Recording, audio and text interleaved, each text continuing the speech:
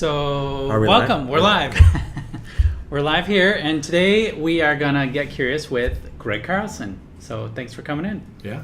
How was the drive over? It was hectic. Hectic? Coming up wealthy off the expressway, it was a little wild. Okay, awesome. Especially when I had 3 minutes to get from the expressway to here with Yeah. behind a bus. Yeah. Yeah, didn't That's work interesting. out so well. So, this is kind of an interesting one for us because normally we would interview agents and kind of get into their life a little bit, how they do business and stuff like that. But I'm looking forward to this because there's a lot of people want to know how you kind of work and what kind of fuels you and stuff like that. So we'll ask questions about And we'll that. encourage people to ask questions. Yeah. Ah, so how So, will you know if they ask a Dom's question? going to flag us if there's Ah, questions. all right. He's going to go. All right. But Right? we Is that the signal? we three have had many conversations over the years, and so it'd just be a conversation. Okay. No nervousness. So we do So I this- shouldn't be nervous. Don't be nervous, Don't be Greg. nervous. Okay. I am So an X are- Factor. are we You never starting know what with- I'll ask. Are we So- starting with a game? Yeah, we start with a Okay. game. So I'm going to ask 5 or 6 questions. You got to tell me the first thing that pops into your head. Wow. And then I will answer, and then Paul will answer. Paul and I right. have answered most of these Mhm. by now. So, but you guys We'll already change. know the question's coming. I don't. I have like a pool of them. All right, I okay. randomly picked them out. So, you ready? All right. How many hours of sleep do you need at night? 7. I'm 7. 7. Hey, good number. Mm-hmm. Farmhouse chic or modern industrial? Modern industrial. Really? I'm modern industrial. Your house is like farmhouse chic, isn't it? Or is it Greg's? modern? I have no idea what Greg's is. Greg's is transitional. Transitional. But your offices are really modern. What are you? I'm farmhouse. Chic. Chic. Huh. Actually, I live in what's called it's like a modern farmhouse styled house. Okay. So I would say that's what I am So right it's kind now. of a mix. That's how I would identify. It's important to know how we identify. Your favorite restaurant in West Michigan? Bella Vita Bistro, Ah, downtown Grand Rapids on the west side of the arena. I have a new one. Man, we've answered this question a few times, and I keep having to change my answer. I know, I have a new one. Okay. So, like the newest one. All right. Hancock, which is the new Nashville Okay. hot chicken on Wealthy and Fuller. I'm gonna go. I'm gonna go with Zoco 822. Wait, where's that? It's right downtown, like near. Actually, it's right near Gray Skies. Oh, okay. It's right down, kind of like in like the downtown industrial, kind of automotive area. Okay. Favorite vacation destination? Ooh. I'm going to have to go with Sanibel. In Florida. Yep. All right. I go to New Orleans. I think my favorite place to visit would be Austin, Texas, Because the food, barbecue. because the food and friends. Yep. Favorite day of the week? Thursday. Thursday? Someone else said that. I kind of like Tuesdays. Because it's Touch Base Tuesday. Touch Base Tuesday. Um, feel like I'm I doing would have to something. say that I really like Thursdays as well. There's a lot to look forward to on a Thursday. Yeah. Yeah. Someone just said Thursday's like the secret hidden day. You never think about it. She like Thursdays. And the last one is pick a carb. A carb? A carb. A A carbohydrate. carbohydrate. That'd be Bread. like Wait, bread, pasta, rice, or potato? sweet bread. Sweet bread. Like Ah. Swedish bread. Swedish bread? Like sweet, like coffee cake. Like coffee cake bread. Oh, okay. Yeah.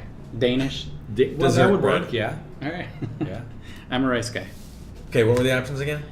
Bread, pasta, rice, potatoes. I'm for sure bread. Yeah. Just like a classic crunchy loaf of bread with butter. With pumpernickel? butter? No. Like Italian sourdough. Okay. Sliced bread, a little bit of salt on it. Awesome. Butter, you know. So we get a little bit of insight into our lives. So that's how it is. See? My question to you, my first question is I would want to know, over the years, I want to know a little bit about how you start your day. How do you prep your mind? Because you're a busy guy, you're into a lot of different stuff. Do you do any kind of prep? So like when do you wake up? A Yeah. little bit of the day that I know Oh, man. every day's different, but you have certain Well, routines. I would say that I typically wake up somewhere between 5 and 6. Wow. I would say that I always try to get some prayer time in before I get going. Okay. And I do have a little devotional that John Maxwell has written that I look at on a daily basis. Lots of prayers, realizing that I don't have the knowledge that it takes to deal with all the different situations that I'm going to deal with in a day. Mm-hmm. And so I'm always praying for the Holy Spirit to give me wisdom and be able to handle multiple situations, and because I know it's not possible that I can do everything that I'm supposed to be able to do by myself with my own thinking. Okay. And then I like to get up and grab my computer, my laptop. I actually kind of have the news going in the background, and I'm doing my type. Sometimes I look up and I pay attention to what's going on, and I go back to trying to plan my day. I always try to know exactly what I'm going to do before I walk out of the house. Do you have a planner, or do you make I don't a use list? a planner. I'm a list guy. Okay. I make big lists. I like to check it off or put done or whatever next to it, and yeah. And might have a cup of Teddy Graham. Oh yeah, I like Coffee. my Cinnabon coffee. Cinnabon Oh, yeah. coffee. So I Oh, generally sweet coffee. Oh yeah, so yeah, it's I very I like dessert flavored. Yeah. So I'll have a couple cups of coffee before I get going. And then every day's scheduled out, or is it full of interruptions? It How does it work? varies. I mean, sometimes like today, I needed to be in Granville by 10 o'clock, which I just left a meeting there by 12:30 to race here. And then I'm always kind of looking at the emails that are coming in and the text. I'm trying to keep up with that. And then it is today. This is scheduled for I don't know how long, and then This is a 2-hour segment oh, today. good. Glad to hear that. And then I'll try to get some calls out. And then I know we've got an event here with some new agents, I think, later today at starting at 4. Yep. So I'll probably get home by 6 today. Nice. But they don't all go that long. Okay. That's good. Exercise? Anything like that? I keep saying I'm going to exercise, and it just seems to never happen. And I've been working so- on him though. Yeah, so I've been encouraging him. Yeah, so I would really like to do some stretching, and I'd like to do some exercise that would help my golf game. Right. And Yeah. so, as you get older, you lose more and more flexibility, and so I would just like to have some more flexibility. Yeah. Like to be able to touch my toes again. Yeah. Yep. You fell over putting socks in the day, right? Yeah, right. Yeah. It can be a challenge at times. So you live in Talmadge Township. Talmadge Township, which most people don't know where that is, Yeah. but it's just outside of Walker to the west. I've got cows about a mile down the road. Shooting range in the back. Shooting range, yeah. The West Walker Sportsman's Club's in my backyard. So what's it like living so close to your son? Do people man. know that we live so close together? I was Well, we trying live- to lead him along. We live 4 doors away from Paul. Okay. And He just can't get away from me. But the can I beautiful say? part is not necessarily Paul, but it's the granddaughters, Yeah. which I've got 3 granddaughters there, and they're over fairly regularly, and one of them likes to spend the night. Okay. And she probably 2 nights a week she's hanging out with us. That's fun. Yeah. Yeah, she goes, I can't believe it. She goes into their basement by herself, gets into bed. My mom comes down and shuts the lights off. She'll sleep down there all night long, get up in the morning, make herself breakfast. Oh, she doesn't sleep in upstairs? Oh, No, she has her own room in the basement. Oh, okay. No, it's very nice. She's but got her it's- own clothing in the drawers. She's got teddy Yeah. bears there. She's got it all Clara? set up. Clara? That's Clara. She's got it all set up. That's So great. that's pretty So that's fun. Yeah. They probably come down and play and spend time I would with you say and Grandma. they probably at some point stop by your house nearly once a day at least. Yeah, at least. Yeah. And we see them across the street playing with the kids from Oh, the fun. neighbors. So that's good.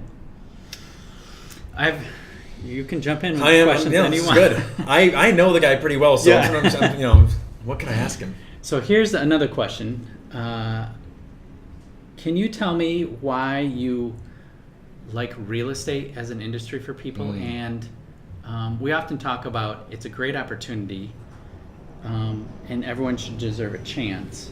Where does that come from? That perspective of people, and is it the industry? Is it where you grew up? I don't know. There's several things probably, but number one, I love the opportunity that this is an area that you can be paid for how hard you work, and it's not because of how long you've been in business, or it's not controlled by your education. It's just flat out how good are you at reaching out to people and relationships with people, and to realize that you can have a very nice life, and nobody can tell you not to get up in the morning, and nobody can tell you not to come into work today, and there's no ceilings, there's no floors either. But what about your own personal experience when you decided that real estate was something you were going to do? Because I came out of... You tried something else and it didn't work. Well, I went to school for teaching, and I got out and I had a job at East Kentwood High School working with the emotionally impaired kids, and which was a very interesting experience. But the hard part for me was that I was going to be compensated. For some reason, I was keyed into this at that time. And it didn't matter how good I was. The guy that had been there, the woman that had been there for 3 years or 5 years or whatever, was going to get paid more than me no matter how hard I worked, how much I prepared, how great my classes were. There was no impact on what my compensation was. And that just didn't make sense. And then as I've been in real estate, I think the beautiful part for me has been that I've enjoyed working with people, and I've learned that people skills put you in a lot of different situations and scenarios. Let me interject one story that you might be forgetting that I think is a pretty cool and interesting story to this in this puzzle here. You left teaching, you went into real estate, decided you needed some security. You were like, this is a little bit too scary for me. I've got a growing family, I'm married. And so you went and you saw all your friends who had insurance, they had standard hours, right? And they had all these very normal looking, like secure things you might see. And then you stopped doing real estate and you joined this insurance company. Well, not entirely. What I did was in 1981, in 82 range, my wife was pregnant with our first child. What's his name? Eric. Oh. I had no insurance. Money was slim. Joyce was working for Panopolis Salons at that time doing hair, and she was going to stop working to have the baby. And I'm sitting there and I'm going, wow, this is... Oh, and then as 1982 was approaching, not everybody was in real estate at that. Matter of fact, probably a lot of the agents weren't even born. But the interest rates were climbing, and they actually hit 18%. Hold on, let's say that again, slowly. How much? 18% interest rates in 1981 and 82 range. Wow. Needless to say, can you imagine the homes that you're selling today where people have been getting 3.5, 4, 4.5, and the multiples of how much larger a payment would be on a $200,000 loan back then? Oh man, yeah, huge. I mean, It's like buying on a credit card. yeah, and so a buddy of mine had a real insurance license with the Equitable of New York, and I thought, okay, I need to find some security. I need a paycheck. I need benefits. I need well, and so I interviewed. I didn't let go of my real estate license. They wanted me to let go of my real estate license, but for 2 weeks, I called up friends and family to convince them that they were going to die, so I could sell them insurance. And then what I learned is that not everybody felt compelled that they had a responsibility to those they left behind. They're going like, so I'm going to starve buying life insurance for people, and I'm going to be gone, and then they're going to enjoy the fruits, and my wife's going to go marry somebody else, and blah, blah, blah. And so it was like, wow, if I would have worked this hard that they made me work, I probably would have made more money in real estate. And I left the insurance business within 2 weeks, never letting go of my real estate license. I remember I was out on Lake Eastbrook Boulevard, so I could see all my buddies from Westdale coming and going, free as a bird, and I was stuck in this office, and I had to make so many phone calls, and I couldn't leave until I had this many appointments for the week. And I just, there was this epiphany of, what am I doing? I don't love insurance. I love real estate. But were you also faced with the fact that when you were previously in real estate 3 weeks prior, that you weren't giving it your all? I didn't have, I clearly wasn't giving it my all. I was tired, I was frustrated, it was hard, but I loved it. Yeah. And so I thought, well, I guess I'd rather do what I love and work harder at it. And so it cleared the picture up for me. Mm-hmm. It was like, I don't want to sell and I don't want to do anything else. Mm-hmm. I want to be in real estate. Yeah. You just described probably a conversation I had earlier today with a newer agent. And so in our industry, we see a lot of people who are in that same situation. I need to make money, I need security, their family's growing. Some people make it, some people don't. Right. It's hard. What have you learned? Like, what is the difference between... Oh, man. Well, one of the things I did at 5-Star was I tried to make the cost less so that more people could survive. Okay. And, I never understood brokerages who would start agents out on a 50-50 plus whack them for another 8% franchise fees, and then they would charge them for E&O and other things. And it's like, for crying out loud, a person's in their very first year, and you're going to take the majority. A person makes $40,000 in gross commissions. They and the company takes 25 of it, and leaves the agent with 15, and survive with your family of 4 on 15 grand. And I thought, how does that possibly make sense? No wonder so many people fail. Good people fail in real estate when the broker's taking the majority of the money in their very first year when they need it the most. That never made sense to me. But I think the thing that that I watch with people, to be really successful, you're gonna sacrifice something. You're gonna sacrifice your playing time, your free time, your family time. Something's got to give if you're gonna do this and you're gonna do it well. And the second thing is don't lie to yourself and your family in that, you know what, if you didn't meet somebody new in the last week that's going to buy or sell a home, I came to the conclusion that I didn't really work that week if I didn't meet somebody new. I could push paper from side to side and do things and talk with people and have cups of coffee, but if I wasn't meeting somebody new, I had to come to the realization that I wasn't really in real estate this week. Well, I think that's a really, really good point. I was actually talking with an agent about this yesterday as well, and I was like, if you take a sports analogy, I hate to do this, but you think of you have to create more opportunities. And think of it as someone who's really great at hitting home runs. Well, they've probably spent more time in the batting cages than you. They have more at-bats than you, and they're creating more opportunities than you can. Right. So how do you increase your income in real estate? How do you do more transactions? Yeah. Create more opportunities. Right. I've watched in real estate over 40 years now. People wonder how that person is doing it or why they're doing more, and sometimes they think, well, I'm smarter than them, so why are they making more money than me? Or what secret do they have that I don't have? Yeah, there's a secret, and ultimately there is no secret.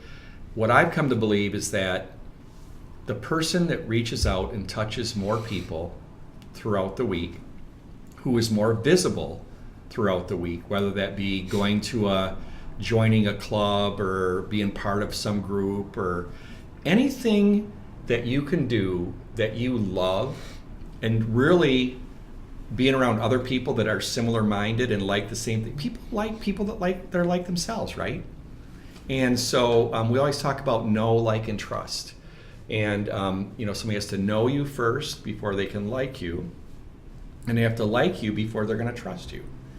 And so there are a ton of people that know how to process a sale, that know how to work a pending, how to write up a deal. But the people that make the most money are simply the ones that talk with more people during the week. They reach out to more people during the week, and however you do it, I don't care how you do it. You have to touch more people, and they have to know you. So you can have the best training in terms of how to process, how to close, but if you don't pick up the phone, as we say, or you don't get online, or if you're not visible and you're not involved, like if you got kids that are in school, well, PTA and band and all these other things that you can be involved in. If it's your church, to be involved in Sunday school or youth groups, you're going to meet people that are It's like pinball. Like-minded people. As Leo would say, you got to play in traffic. You got to bump into people. That is really that's the one that we all hear, that idea that, if you want to get hit, go play in traffic. Yeah. And so it's the same thing, and it's so simple, but yet it's so hard. It's we find 150 reasons why not to write that little postcard to a friend. Why not pick up the phone? Why not do a social media post? Yeah. Whatever it is to join that thing. Well, it's commitment. Yeah. And it's desire, and what price are you willing to pay, I guess. And some people are not willing to pay a very high price, and I think that there's a connection between that and their income. And I think many agents look out and around them and they see somebody doing a lot of business and they think they're lucky. How do they get so lucky? And it's like, well, I don't know that it is luck. I mean, I don't think it is luck. Is there a way to, maybe you don't have that much of an outgoing personality. And that's maybe hard. And maybe you don't have enough confidence because you don't have enough knowledge of the industry. Right. You got into it, and then it might be a little different than you thought. And so, is there a way to learn how to do that? This is your Well, I segue think, into Ninja, by the way. Yeah, I think that, you have to be willing to put yourself out there, and if you're not, and you're going to find that out in a very short amount of time. I don't think it takes long to figure it out. If you're willing to, I always talk about, are you the person that's willing to reach your hand out first when you're meeting somebody? Or are you the person that keeps your hands in your pocket? Until a hand reaches toward you. So that, I think that in real estate, you got to be the person that reaches out first. Or like you see someone at Meijer. Or I love the story about Meijer. It's like when you're walking through Meijer or any grocery store, and you glance down and you see somebody you know. Are you the person that's going to quickly make a jump down there and say hi, or are you going to quickly jump behind the aisle so they don't see you, so you can keep going to get out?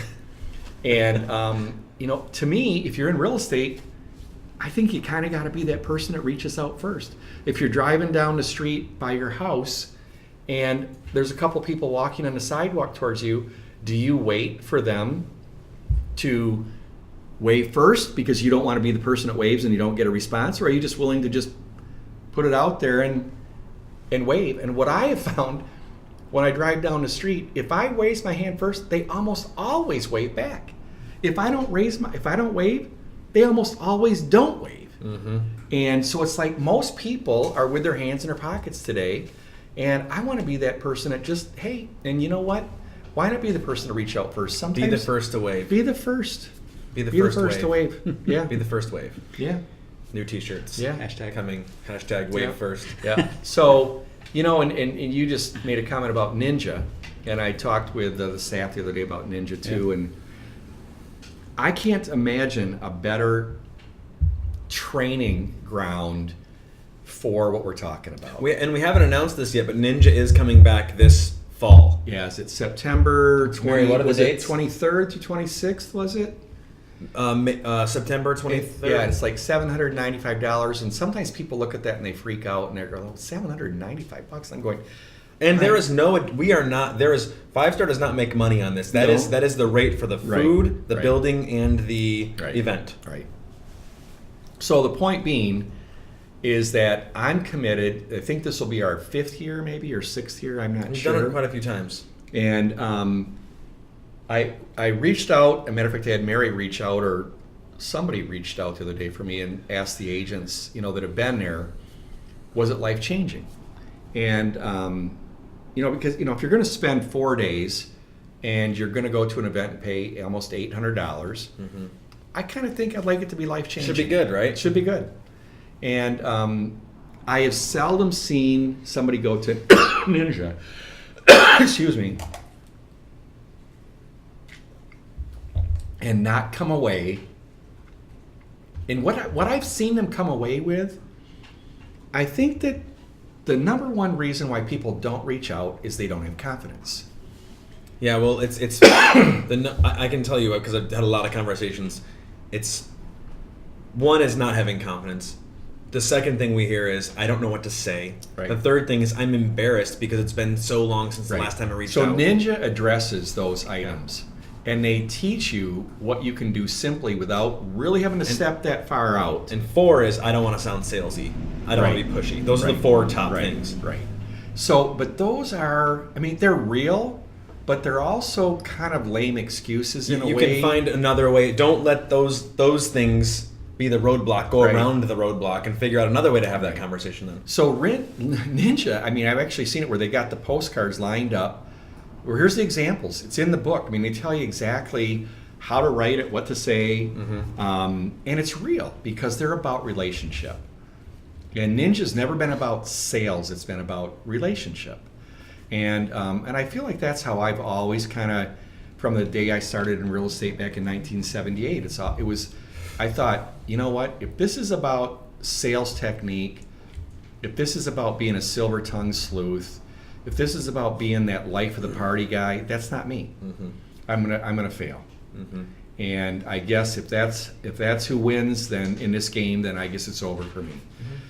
And so I was on this mission to prove, I guess, that you could be kind of a wallflowery type of a person, but as long as you did these things, these reaching out type things, you could kind of defeat your wallflower mentality. And I'm the guy that always sat in the back of the room. I never would raise my hand for a question. I didn't want to be noticed. And so, you know, here I am getting up in front of people and talking today, and I don't like it. I do it. I'd much rather be at the back of the room. I look out when I'm up front and I see these people out there just kind of wandering along the back wall and getting a coffee or whatever. I'm going, I kind of like to be back there again. And but so I get it. And but I just want to encourage others that you don't have to be the life of the party to be visible. You don't have to be the most well-spoken. I'm living proof of that. Don't you have a saying like, don't let the great get in the way of the good and go ugly first or something like that? Well, I don't, the first part I don't have that part, but I was out on the USS Midway aircraft carrier in San Diego, and we were doing a walkthrough and we had the little headphones on, and we got to the little area where the captain or whoever the head guy was talking with the pilots just before they hop on and fly off the ship.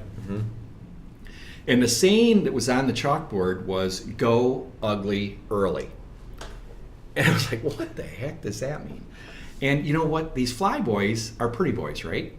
And they want to like make the perfect move. They're flashy, They're flashy, and you know they got to do everything cool. Okay. And they got to buzz the tower. And so what I heard was, don't worry about being flashy. Get the job done first. Go ugly. I don't care how you get the job done. Get it done. So in relating it to real estate, then it's like, look, I don't care how you do it, but you gotta touch people. Whether you do it with a postcard, whether you do it online, whether you do it in a group setting, whatever it is you're doing, you've got to become visible. And you can't sit in your basement in the dark with a computer screen and be a real estate agent, or at least be what I'm going to call a fairly successful agent. Yeah. And so, on one hand, we complicate it, we make it. Well, you got to have the perfect thing to say. And I've watched so many people over the years, like, well, maybe it's not quite good. It's like, just get it out. Just send it. Stop worrying about your perfect grammar. Stop worrying about your perfect handwriting. Stop worrying about you might flub it up a little bit. You might stumble.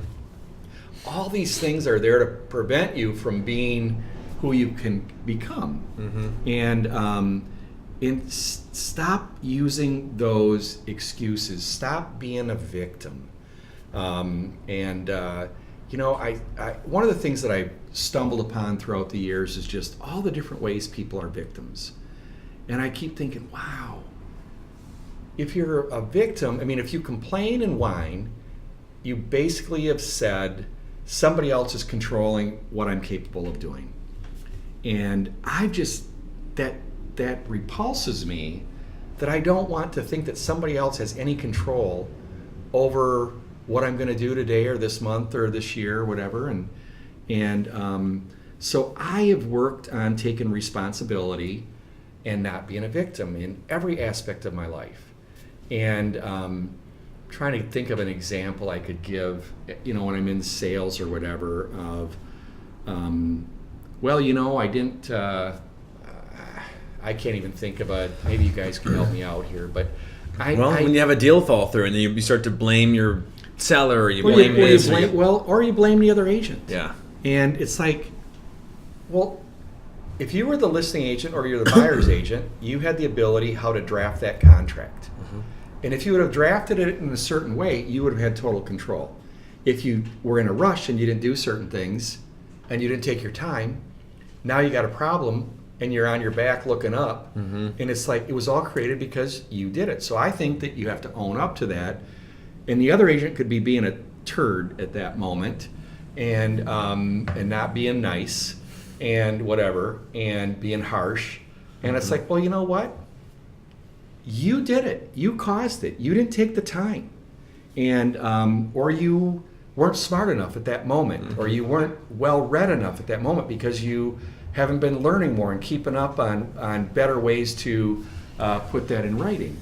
And so, again, if you take that example and you use it in your everyday life, what's going on, and you go, all right, am I a victim or am I in control? Did I have the ability to change that? And in 99.9% of the situations, you had the ability to control it. And so, but yet it's easy to blame. Mm-hmm. And when we blame, we lose what little power we have. Mm-hmm. And I refuse to let somebody else have that control over me. I wanted to ask one question. So, in this topic, so what would be, we all kind of have dialogues going on in our head. And so what would be victim things that would be going on in your head to figure out if you have victimhood going on, and then what would be the opposite of that to be responsibility? Wow. Because no one's going to go, well, I'm a victim. Well, yeah, I think that what we have to do is we just have to think about your day and think about the phone calls that you were on, or think about the emails that you were looking at and going, all right, so this just happened. Let's just say, as an example, well and septics, water in the basement, these are issues that we deal with on a regular basis. So as the selling agent, you can trust the other agent that they're going to do what they're supposed to do. But let's say they fail. You still have a timeline you're working on, right, with your people. Mm-hmm. So the other agent should have done this. Are you going to step in and fix it, or are you just going to let the train wreck happen? And I would never let the train wreck happen. Even though I knew it wasn't my job, I would still step in. It seemed like so many times I was doing the other agent's job because I was unwilling to find myself at that moment where I had to look at my seller or my buyer and say, well, the other agent didn't do their job. That's a victim. That's a victim. I mean, right at that moment, when you say the other agent didn't do their job, I'm going, well, did you know it wasn't getting done? Could you have made a call? Could I have stepped in? Could I have gone around them? Absolutely. It was perfectly understandable that, look, I'm not going to let you put me in this time crunch where my clients have got a day to look at something. Don't let other agents put you in a position or that bind of pressure. You don't have to accept it. And yet we hear about it all the time. I created this, I called it my pre-flight checklist. Yep. And, they pretty much eliminated plane crashes when they did this.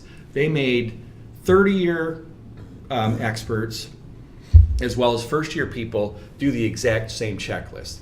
Well, the 30-year guys could have looked at it and said, well, this is beneath me. This is ridiculous. But yet, it was the 30-year guys that potentially didn't check something off that they just assumed they had done, and now they got a problem, and they're going to, kill a bunch of people on a plane. And so I looked at this in real estate, and I thought, why don't we have a checklist? And what happens in most situations is we assume something, we trust somebody else, and I guess that I really got onto this kick of trust but verify. So yes, I trust you, but I'm going to verify. Yeah. And so I really don't trust anybody to do something else. Like I see people all the time, they make a phone call. And now it's 4 days have gone by, and you say, well, what do you know? And they go, well, I left a message, or I sent an email. And I go, well, what do you mean?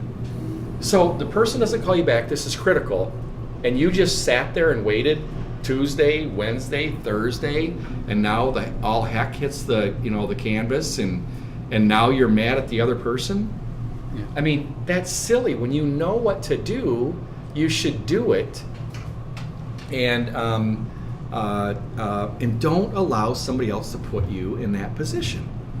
And again, I think you can claim victim, you can blame it, but I'm here to tell you that your client doesn't give a rip. Right. Your client's still going to look at you and hold you responsible for what did or did not happen. Mm-hmm. The client's going, look, I didn't understand this stuff. You're the pro. I'm paying you thousands of dollars to protect me. Why did you let this happen to me? And after you get questioned a couple of times like that, don't you have to make a decision that that's not going to happen again to me? So let me ask you if you agree with this. So I think most people I'm not a victim. They'll think that. But we all probably have moments or times or situations where we have victim thinking. Right. So if you, in my daily life, if I go through scenarios and I blame something or someone, that would be an indication that I have some victimhood going on. Right. The market's too tough. What do you mean? I'm blaming the market. Yeah. Right? Yeah. So what the response would be, okay, I need to be better then. So it is what it is, right? I can't get my buyers an offer. Can't get it accepted. Yeah. It's not my fault. Yeah. And that's a challenge. You It can is. live there, or you can go, how do I be better? How do I rise above? If you live in that, then there is no solution. And so for me, I just always assumed that there has to be a solution, and I have to keep trying other things. I have to try a different way. I have to say it a different way. Some people will say, well, I've been making calls and I've been sending postcards out now for 30 days and nothing's happened. Yeah. Okay, so, change it. Do something different. Say something different. Put it on a different color. But try something different, because I'll guarantee you somebody is winning someplace doing the exact same thing you are, but they just put a little twist to it. Same thing with open houses, right? Yeah. If you're holding open house after open house after open house, and you're not landing any buyers or sellers from an open house. Is it that I'm going to tell you right now, our the open problem house is not the open house. Right. You need to adapt. Yeah. You have to change your strategy. When you hear anybody say, "Well, I've tried that. Yeah. Doesn't work." Yeah. Well, you know what? I can show you a group of people that it has worked for. So the question is, why? What'd they do? Well, you try it this way. If it doesn't work, you try it. And you know what? A guy told me a long time ago that he said most of the things in life that make the biggest difference, it's not going from here to here, almost like a 180. Mm-hmm. It's these little, take 2 steps to the right, 2 steps to the left, look at it a little bit differently from that view now instead of this view. And it's like in the golf game. It's like you don't need to make big, huge adjustments. You don't turn your hand from here to here. No. You go. Well, it's funny because sometimes you might be thinking this is the problem. Yeah. And all of a sudden the coach goes, "You're lined up wrong." Yeah. Your alignment's wrong. Your feet are in the wrong spot, and all of a sudden you change your alignment, and everything else is now in sync. And so I used to have on my website years ago when I was selling that golf is a metaphor for life. And when you think about it, so many things that I saw in golf were equal to life. Like, as an example, in golf, you could cheat. Yeah. And you could do shortcuts, and you could do a little foot wedgie and kick the ball out from behind the tree, or you could lift the ball up a little bit when it was sitting deep in the grass, and yet, so you weren't playing it really where it lied. So when you get to the end, you cheated yourself, right? You didn't cheat anybody else. And so for me, when I play golf with people, if I see they're cheating in golf, they're probably cheating in life. And unless they don't take golf as seriously as you. so if I take you out golfing, you'll know what I'm looking for, right? Just know he's keeping his own score over here for you. And I play with the guys that do keep score for the other three guys because they know they can't keep score. That's great. Well, Dom, are there any questions? No questions? This is good. Yeah. Must be hitting out of the park. You're nailing right? it, Dad. Yeah. We can keep going, or we've kind of went on extended time because it was special to have you in here. Well, are there any? We have wave first. Don't be a victim. Are there any other little isms? Wow, Greg isms? Pretty could be simple encouraging? things, huh? They are. Yeah, I don't know. I think that I think you have to sacrifice for something you love. I think that's good when you said that. Yeah, you loved real estate and you made a sacrifice. Yeah, well, I did, and there's some of this that I've got Paul sitting here right now, my middle son, and they know that I was gone a lot. Don't feel good about that, and that so that's an area that I wish I had been smarter during those years when the kids were little. And, I don't know if any of the extra time that I gave really made the difference. If that was necessary to do what I'm doing today, I don't know. But I just know that as a person, I wish I was more balanced when I was younger. And but what that requires then is that when you're working, work. And don't confuse pushing papers or talking with people that or if you're not, I just can't emphasize this enough, that if you get to the end of the week, you haven't met anybody new that's going to buy or sell a property. Did you work? I think that's really one of the most important things is don't kid yourself. Don't lie to yourself. Don't lie to yourself when you show up and you do things and you're sitting there at the office or you're at the coffee shop or whatever, and be accountable to yourself. You're only cheating yourself if you're not using your time effectively while you're working. You're only cheating yourself. Yeah. And being the victim thing, I think that if we're recapping here, I think to decide today that you will not be a victim is huge. Because you are now going to take responsibility for everything that you do. But even more importantly, you're going to take responsibility for what you didn't do. And many times when I watch agents as they're trying to explain a situation and why they really wasn't their fault, when I can look in and say, well, there's the act of commission, which means you knowingly did something, and then there's the act of omission, where you left something out. And I've always found in real estate that, and probably in life, that leaving something out a lot of times is more damaging than actually what you do say. And because people will say, well, I didn't say that. Well, no, you didn't say that, but you didn't tell me this either. So you think about that when you're working with a client and you go, they maybe didn't ask you the right question, but you knew the right answer. You knew they should be asking you something. Well, if you're really good and you've got exceptional character and you value and pride yourself in going over and above, why wouldn't you say to the client, you know what, you're not asking me a certain question that you really should be asking me right now? And I used to do this. I'd say, you know what, you've asked me a lot of questions, but I think there's a couple of things that you should ask me that would help you understand. And matter of fact, it'll also help me because it won't pop up later down the road. And I hate surprises. And I think I wrote about that in the last newsletter, that one of the most destructive things and the reason that people don't get callbacks and referrals is that there were surprises. No one wants to be surprised in a real estate transaction. It's like when they say, well, I want to do this. Do you stop and say, well, that's great, we can do that, but you need to know that by doing this, it could cause a problem over here. Or you could just, if you're just trying to get by, you just write down whatever it is they want you to write down, and you do it. And of course, it may be something, there's a problem later on down the road. I've always found that, man, these people are paying me a lot of money to advise them. They're looking at me as the real estate pro. They expect me to go over and above in explaining to them and taking the time for the amount of money that I'm being paid. I should be willing to sit with these people for hours and answer all their questions, or to ask my own questions of myself to help them understand better what they're about to do.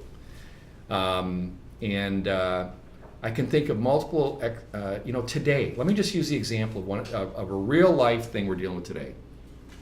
Multiple offer scenarios. Well, if you don't believe in the real estate market that it's going to continue, and you get into a multiple situation, you got the buyer, and they say to you, what should we do? If you believe the real estate market's going to crash, what are you going to do, or what are you not going to do? You're not going to, with confidence, tell them, you need to get to here probably if you're going to have a chance or a prayer of getting this home, right? Mm-hmm. I don't know that totally, but I can use all my real estate knowledge that I'm aware of and what I've seen to help them understand this.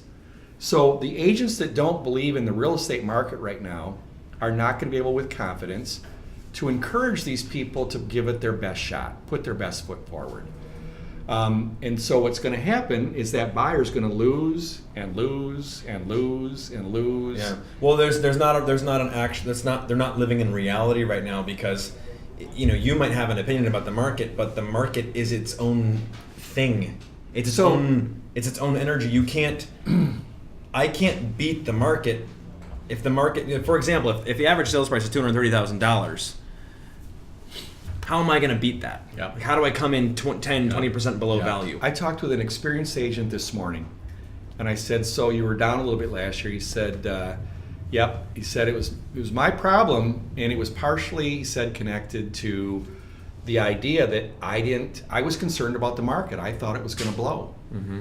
And so therefore that transferred from him to the buyers, mm-hmm. and created a little bit of a fear, mm-hmm. maybe in the buyers, of going where they needed to go. And of course, think about the people that 4 years were talking about this 4 years ago, and those people that they didn't encourage to go forward, what's happening to them today?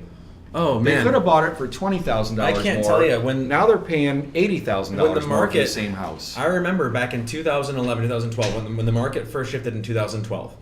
I think we skyrocketed from 12, 13, 14, right?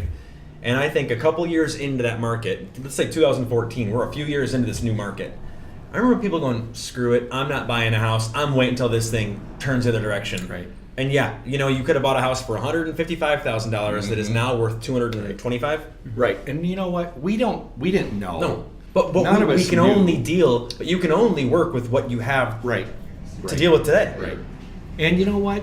For a lot of people, if they're buying the home for the right reason, if the market fluctuates, they're okay. Yeah. Where the problem lies is if they're buying it based on speculation.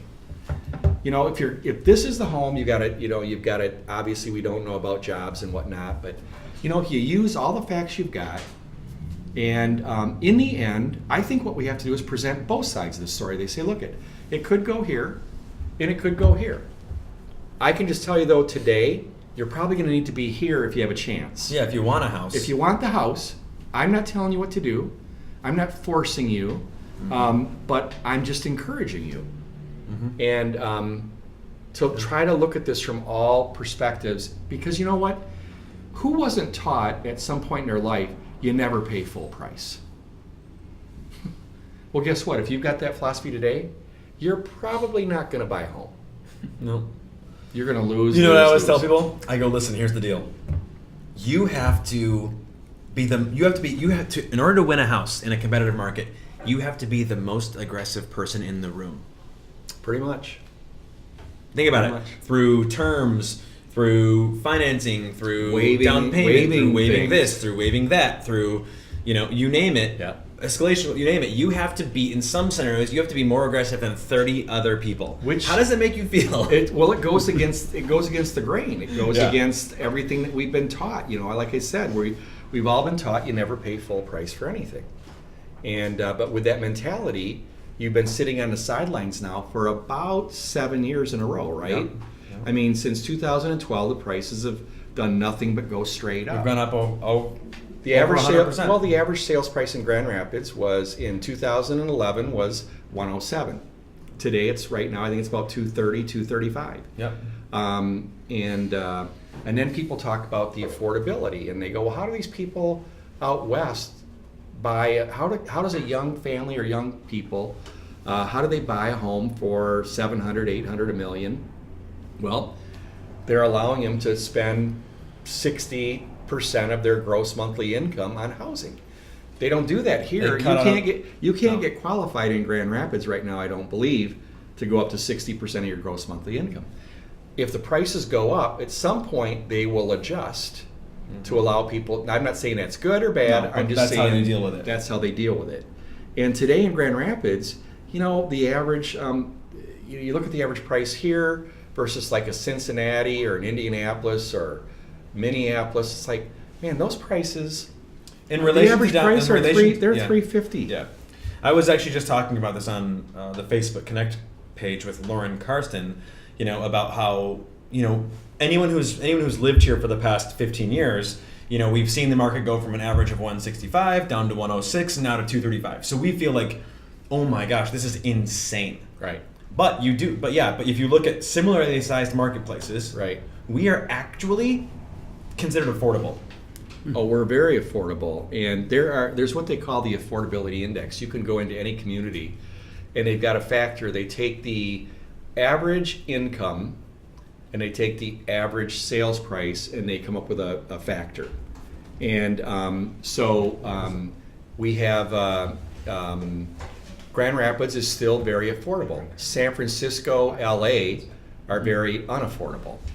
And the majority of people can still afford a home in Grand Rapids. So I sit here and I go, are we going to wake up in the next couple of years and be an average sales price of $300,000? I don't know.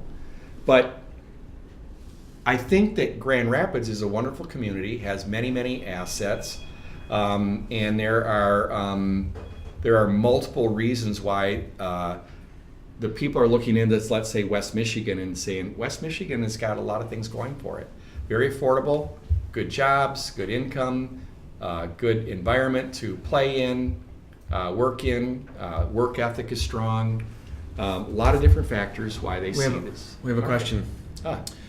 Do you ever encourage your home buyers to waive inspections? I would never encourage them. I mean, again, remember now, I've often said that two people do the exact same thing. Mm-hmm. One goes to jail and one becomes a millionaire. Yep.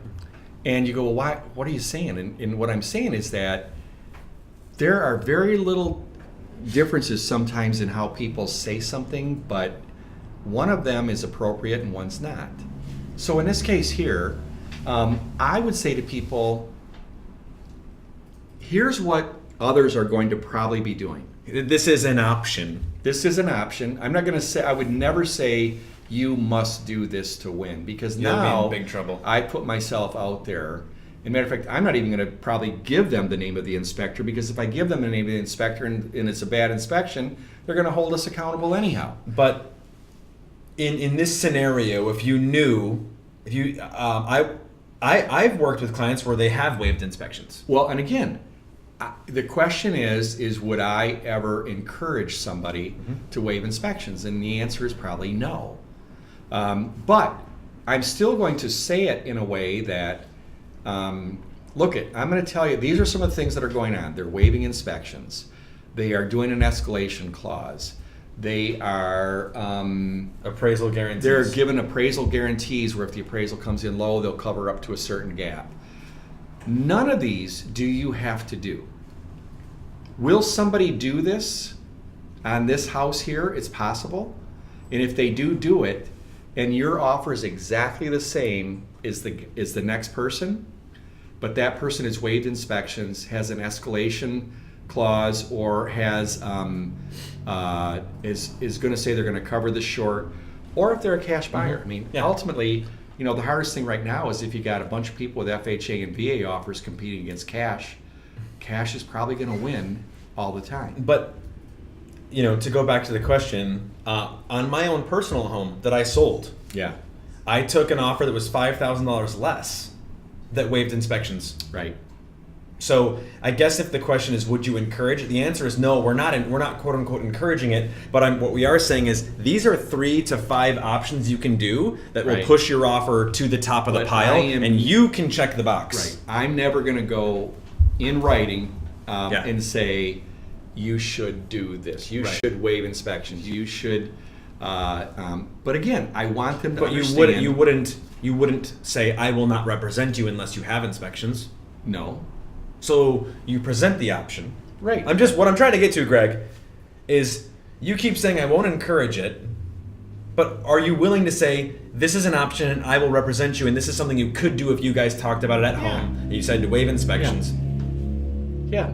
But again, remember I said this might be semantics. Yeah. I think it is. We're basically saying the same thing. But you're being very careful, which is this good. This is the fear. And remember now, the client's going to hear things one way depending on the heat of the moment. And where we've seen agents get in trouble now is that an agent will say that, well, my intention was this, but what you said was something different, or what you put in writing was a little different. Mm-hmm. And nobody's going to look at your intentions when things go bad. So you've got to make sure that your intentions are clearly said when it is being reduced to writing. Mm-hmm. And so we're seeing, again, and there's a lot of tension out there.